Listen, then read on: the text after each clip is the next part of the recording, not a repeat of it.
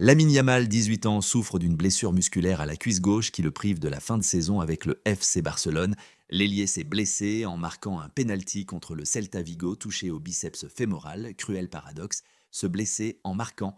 Le FC Barcelone a opté pour un traitement conservateur plutôt que chirurgical. La bonne nouvelle, Yamal est revenu à l'entraînement sur gazon, effectuant des exercices individuels sur le terrain du centre d'entraînement du club après avoir d'abord travaillé en salle de rééducation, un signe encourageant, mais le sélectionneur espagnol reste prudent. Luis de la Fuente a déclaré: Je pense qu'il pourrait être prêt pour le premier match, mais nous évaluerons s'il est judicieux qu'il joue en ce premier match. Notre regard se porte au-delà du premier match. Des rapports suggèrent une gestion très prudente de son temps de jeu durant la phase de groupe, afin de lui permettre d'atteindre son meilleur niveau lors des tours avancés, car l'Espagne compte sur lui. Yamal s'est imposé comme l'un des talents mondiaux après ses performances lors de l'Euro 2024, et il est considéré comme un pilier essentiel de la Roja. À 18 ans seulement, le monde retient son souffle pour lui. Rendez-vous le 11 juin. Décidément, le football ne fait pas de cadeau avant le mondial. C'est Ousmane Dembélé qui alimente les craintes. Le PSG vient de remporter une deuxième Ligue des Champions consécutive face à Arsenal, mais Didier Deschamps avait de quoi s'inquiéter en voyant Dembélé sortir sur blessure lors de cette finale, à seulement quelques semaines de la Coupe du Monde 2026. Et ce n'est pas la première alerte de la semaine. Dès le 17 mai, lors de la dernière journée de Ligue 1 face au Paris FC, Dembélé avait dû quitter le terrain dès la 27e minute en raison d'une blessure au mollet. À l'époque, il avait tenu à rassurer. Dans un entretien à RMC, il avait déclaré: J'ai eu une petite alerte, mais ça va le faire pour la finale.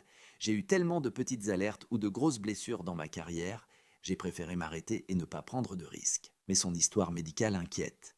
Dembélé avait déjà subi une lésion au mollet gauche face au Bayern Munich en novembre, puis une gêne au mollet gauche face à Monaco en février, lui faisant manquer 3 matchs. À 2 semaines du début de la Coupe du Monde, l'attaquant est considéré comme l'un des atouts majeurs de l'équipe de France et un de ses leaders offensifs. Deschamps surveille la situation de près. Champion d'Europe hier soir, mais dans quel état pour le mondial? La réponse dans les prochains jours. Le monde du football retient son souffle. Dimanche 24 mai 2026, lors du match de l'Inter Miami face au Philadelphia Union en MLS, Lionel Messi a été contraint de quitter prématurément la pelouse. La star argentine de 38 ans a quitté la pelouse à la 73e minute après s'être tenu l'arrière de la cuisse gauche. Des images aussitôt partagées sur les réseaux sociaux.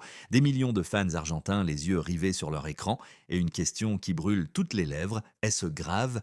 La franchise de MLS a révélé que Lionel Messi souffrait d'un surmenage associé à une fatigue musculaire au niveau de l'ischio-jambier gauche. Son entraîneur Guillermo Hoyos a déclaré qu'il était trop tôt pour se prononcer, précisant que Messi était réellement fatigué, que le terrain était lourd et que dans le doute, l'approche normale est toujours de ne prendre aucun risque. Mais le contexte rend cette sortie particulièrement anxiogène. C'était en effet son dernier match en MLS avant le mondial, et la Coupe du Monde 2026, co-organisée par les États-Unis, le Canada et le Mexique, démarrera le 11 juin. Le sélectionneur argentin a réagi sobrement: Nous aurions préféré qu'il ne lui soit rien arrivé.